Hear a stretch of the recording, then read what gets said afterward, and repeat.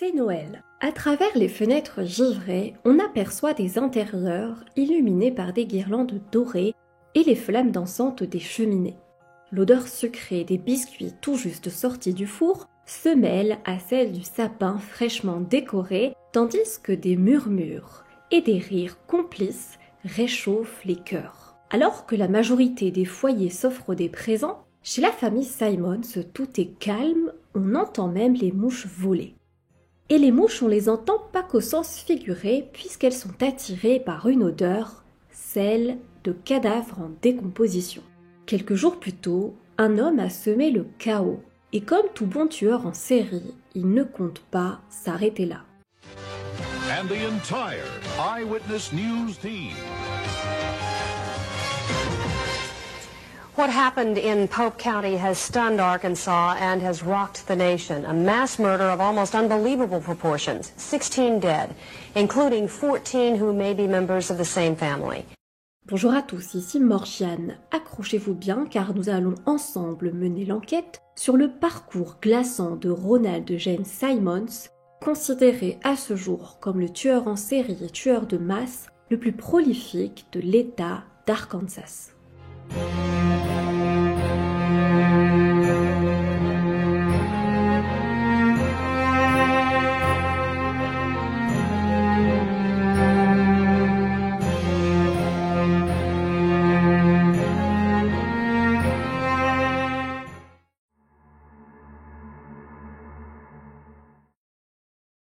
22 décembre 1987 à Douvres, encore appelé Dover en Arkansas, un petit village agricole d'un peu plus de 1300 habitants. Ronald Gene Simons sait ce jour-là ce qu'il a exactement à faire. Il a tout planifié dans les moindres détails pour tuer les membres de sa famille. Il s'arme de 2 pistolets de calibre 22 et d'un pied de biche. Il commence d'abord par battre sa femme Becky et matraquer Ronald Jr., son fils aîné de 29 ans, venu lui rendre visite. Il les achève tous deux en leur tirant dessus, puis il étrangle Barbara, sa fillette de 3 ans. Il place les 3 cadavres dans la salle à manger. Un peu plus tard dans la journée, 4 autres jeunes enfants de Ronald, alors âgés de 17, 14, 11 et 8 ans, rentrent de l'école, du collège et du lycée.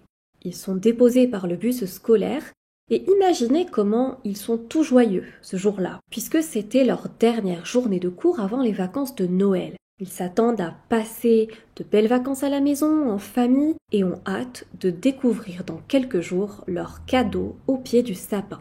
Malheureusement, ils n'auront pas cette chance, puisque Ronald les attire stratégiquement à lui, un à un pour ne pas éveiller les soupçons, et les tue l'un après l'autre, les étrangle d'abord pour leur faire perdre connaissance, puis les noyant dans le réservoir extérieur d'eau de pluie. Quand il en termine avec eux, il les met dans la salle à manger avec les autres cadavres. Après les meurtres, Ronald reste cloîtré chez lui à se saouler dans l'attente du 26 décembre, jour où il compte poursuivre le massacre familial, car il est loin d'en avoir terminé. Effectivement, ce jour-là, ses autres enfants sont censés lui rendre visite pour Noël sans savoir ce qui les attend. William, 23 ans, sa femme Renata et Trey, leur bébé de 20 mois, venus tout droit du Texas, arrivent les premiers. William et Renata sont abattus par Ronald dès leur arrivée. Leurs corps gisent dans la salle à manger. Il s'occupe ensuite de leur bébé, qui quant à lui est tué alors même qu'il est encore dans la voiture familiale garée dans le jardin. Ronald dissimule le corps du bébé dans le coffre de la voiture. C'est ensuite au tour de sa fille Sheila, 24 ans, d'arriver au domicile de ses parents, accompagnée de son époux Denis, de leur bébé Michael et de Sylvia, la fille de Sheila. Alors la série de meurtres se poursuit. Sheila est abattue à son tour, Ronald Gene Simons abat aussi son beau-fils Denis et étrangle Sylvia. Le bébé, lui, est aussi étranglé avant d'être caché dans le coffre d'un autre véhicule stationné dans le jardin. On est l'après-midi du 26 décembre 1987 et en quelques jours, Ronald vient de mettre fin à la vie de 14 membres de sa famille, femmes, enfants, petits-enfants, beaux-frères et belles-sœurs. Ce père tueur déplace les cadavres de façon à faire une mise en scène macabre. Il dispose les corps les uns à côté des autres, à l'exception de la dépouille de Sheila, qu'il étend carrément sur la table de la salle à manger avant de poser la nappe par-dessus. Il asperge aussi les corps de kérosène dans le but de masquer les futures odeurs de décomposition. Puis, il les recouvre de draps et de manteaux. Après quoi, il entreprend de les disposer dans une fosse creusée quelques mois plus tôt et dont je vous parlerai un peu plus loin dans la vidéo. Comme s'il n'était en rien affecté par l'horreur de ses actes, Ronald se rend à Russellville, une ville voisine, pour récupérer une commande de 2 cadeaux de Noël qu'il n'a pas reçus à temps pour le réveillon. Bizarre quand on sait qu'il n'a plus personne à qui les offrir. En tout cas, il passe ensuite sa soirée dans un club pour se défouler avant de préparer la phase 2 de son plan meurtrier, et la suite, je vous en parlerai après. Mais avant ça, essayons d'en savoir un peu plus sur ce Ronald Jane Simons pour comprendre comment il a pu partir en vrille de cette façon.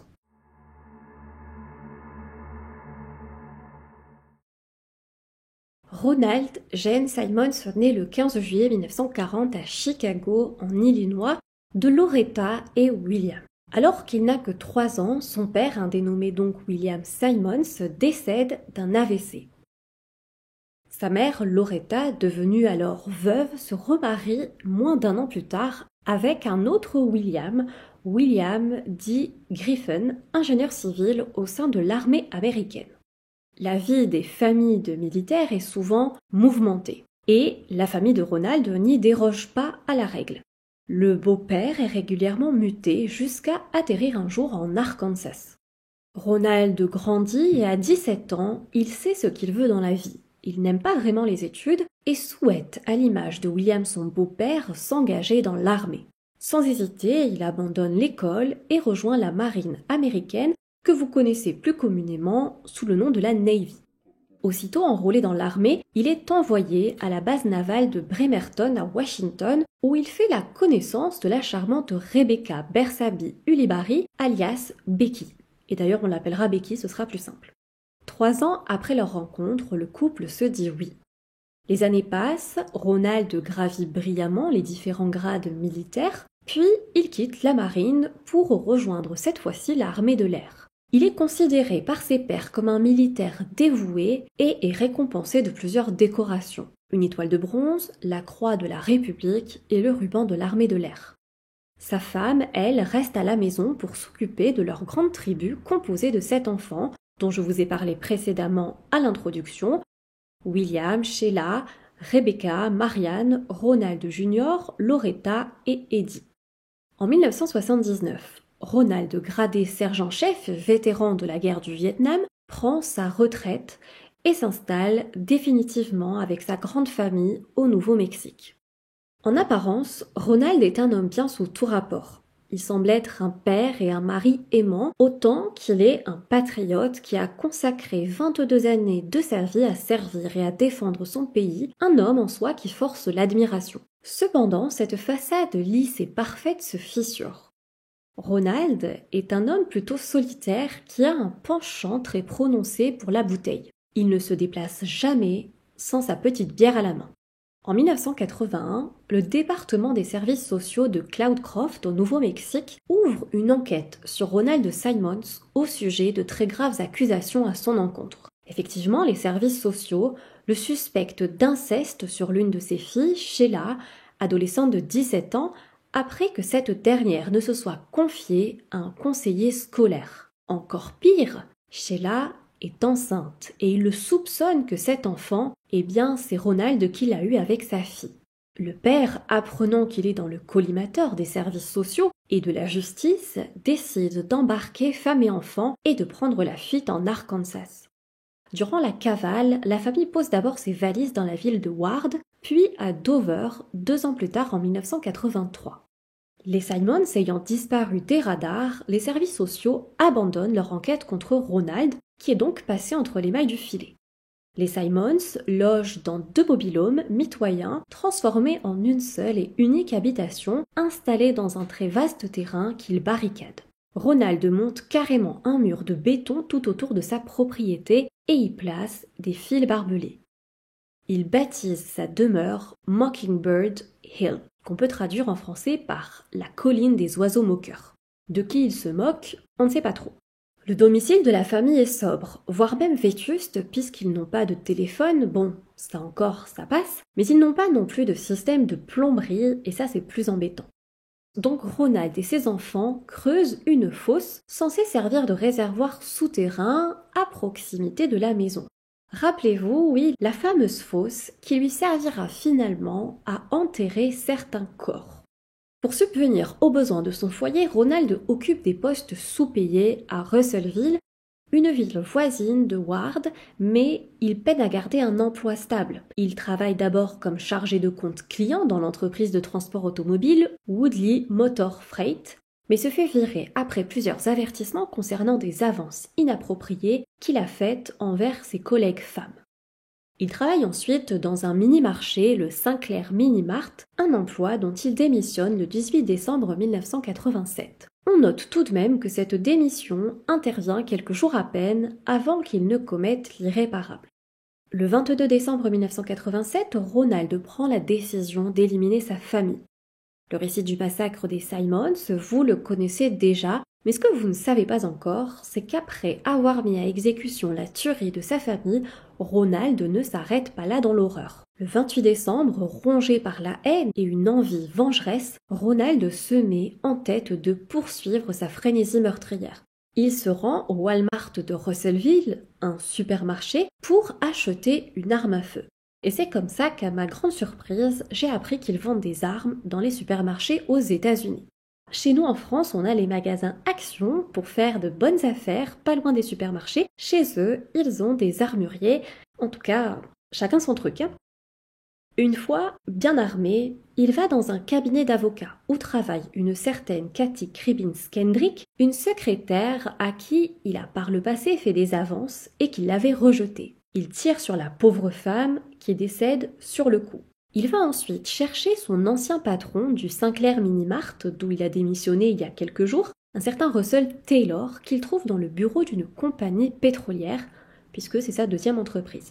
Même scénario, sans un mot, il lui tire dessus. Russell est gravement blessé, mais ne meurt pas. En revanche, Ronald tue 2 employés de la compagnie, dont un certain James David Chaffin, et une deuxième personne dont on ne connaît pas le nom. Ce qu'on sait, c'est que ces 2 personnes ne le connaissaient même pas, et ne lui ont jamais rien fait. Ronald ne s'arrête toujours pas. Il conduit jusqu'à la Woodline Motor Freight Company, tirant sur son ancien manager qu'il blesse grièvement. Et là, après avoir semé le sang et la mort sur son passage pendant près de 40 minutes, il juge qu'il en a fini. Il force des employés présents sur place à appeler les autorités, et en attendant l'arrivée de la police, il s'installe calmement dans un des bureaux de l'entreprise et discute avec l'une des secrétaires terrorisées. À leur arrivée, le tueur n'émet aucune résistance. Il donne son arme et se rend sans aucune violence. Initialement, les policiers, pas encore au courant du massacre des Simons, pensent à une tentative de tuerie de masse en milieu professionnel. Mais quand Ronald leur apprend la véritable étendue des crimes qu'il a commis, ils comprennent qu'ils ont affaire là à l'un des pires tueurs en série de l'histoire américaine. L'homme est transféré à l'hôpital d'État d'Arkansas pour une évaluation complète de son état mental par le docteur Irving Kuo, un psychiatre. Ce dernier conclut que le suspect est sain d'esprit et totalement apte à être jugé pour ses crimes devant le tribunal.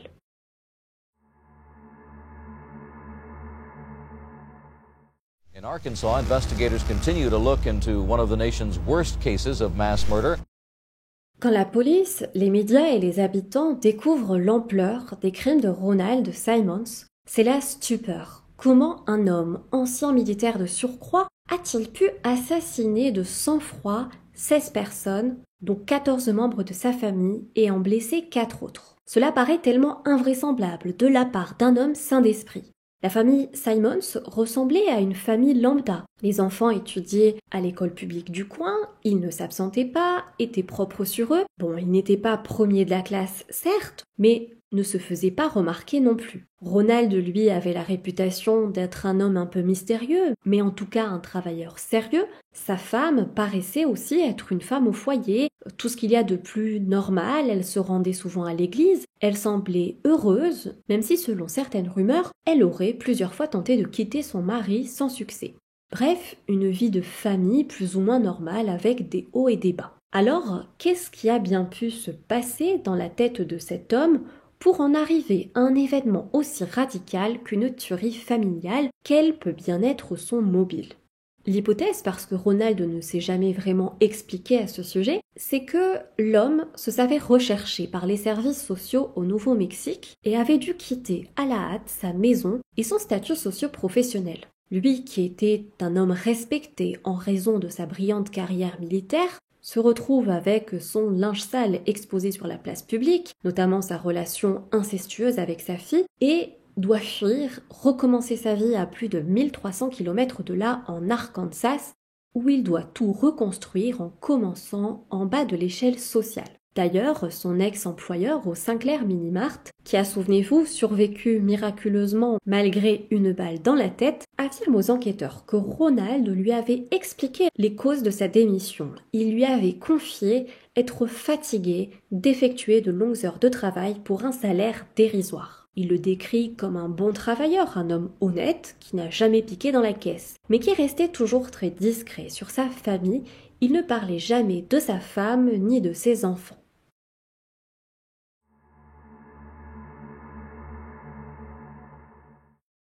Au cours de ces procès, car oui, il y en aura 2, Ronald ne nie rien et avoue tout. Sans grand suspense, en 1988, il est condamné à la peine capitale pour le meurtre en milieu professionnel de la secrétaire de l'avocat Kathy Kribbins Kendrick et James David Chaffin. Et lui, ça lui convient parfaitement, au point qu'il ne tente même pas de faire appel de sa condamnation. Au tribunal, il prend la parole et déclare « Moi, Ronald Gene Simons Sr., je veux qu'on sache que c'est mon souhait et mon désir qu'aucune mesure ne soit prise par quiconque pour faire appel de quelque manière que ce soit pour modifier cette condamnation. Il est en outre demandé respectueusement que cette peine soit exécutée rapidement. En gros, il ne fait pas appel et a envie de mourir très vite. » Lors du deuxième procès en 1989, cette fois pour l'assassinat des 14 membres de sa famille, le verdict est exactement le même, peine de mort, et à cela s'ajoute une peine cumulée de 147 ans de prison. Il est déclaré coupable de 16 chefs d'inculpation. Ceci dit, ce procès ne se déroule pas sans son lot d'actions. Car à un moment, lorsque le procureur de l'époque, John Bynum, expose la relation contre nature entre l'accusé et sa fille Sheila, et leur bébé qui est né de cette union, et qu'il parle de l'intention qu'avait Betty de divorcer de son mari, Ronald explose et apparaît sous son vrai jour. On touche un point sensible et le tueur n'arrive plus à contenir sa rage, au point qu'il frappe le procureur et tente d'attraper l'arme de service d'un des agents présents dans la salle d'audience. Heureusement, il est rapidement appréhendé et extrait de la pièce. C'est ainsi que Ronald Gene Simons patiente dans le couloir de la mort, isolé des autres détenus qui veulent lui faire la peau. En fait, ces derniers sont contrariés d'apprendre que Ronald ne souhaite pas faire appel et veut refuser tous les droits qui lui sont donnés. Il veut accélérer son processus d'exécution, car ils ont en quelque sorte peur que cela fasse comme une jurisprudence et qu'on leur enlève à eux leur recours possible pour annuler leur condamnation à mort. Voilà pourquoi il est la bête noire des détenus du couloir de la mort. En tout cas, Ronald, qui a fait part de son souhait d'être rapidement exécuté, voit son vœu exaucé, puisque son mandat d'exécution est signé en mai 1990 par Bill Clinton, gouverneur de l'Arkansas à l'époque, avant de devenir président des États-Unis. Il est exécuté par injection létale entre les murs de la prison Cummins le 25 juin 1990 à 21h02. L'homme est officiellement déclaré mort à 21h19. Son corps est inhumé à côté de tombes anonymes puisque sa famille éloignée, étant donné qu'il n'a plus de famille proche, ne s'est jamais manifestée pour récupérer sa dépouille et je pense qu'on peut comprendre leur décision. Le cas de Ronald Gene Simons a choqué les États-Unis par son ampleur et la brutalité de ses actes. Son crime est souvent encore cité comme l'un des exemples les plus extrêmes de violence familiale dans l'histoire criminelle moderne et est considéré comme le pire meurtre de masse de l'histoire de l'Arkansas. Cette affaire me rappelle énormément l'affaire nantaise de Xavier Dupont de Ligonnès, qui a tué un à un tous les membres de sa famille, à la seule différence que lui ne s'est jamais fait prendre. Ronald est bien considéré à la fois comme un tueur en série et un tueur de masse. Tueur en série puisqu'il a fait plus de 2 victimes et à des moments différents, le 22 décembre, le 26 décembre et le 28 décembre, et un tueur de masse car il a fait à chaque fois un grand nombre de victimes en peu de temps. Voilà, c'en est fini pour l'histoire du jour, j'espère que vous avez apprécié l'écouter. Je vous invite à me laisser un pouce en l'air, à vous abonner si ce n'est pas déjà fait. Nous, on se retrouve samedi prochain 17h pour une nouvelle vidéo.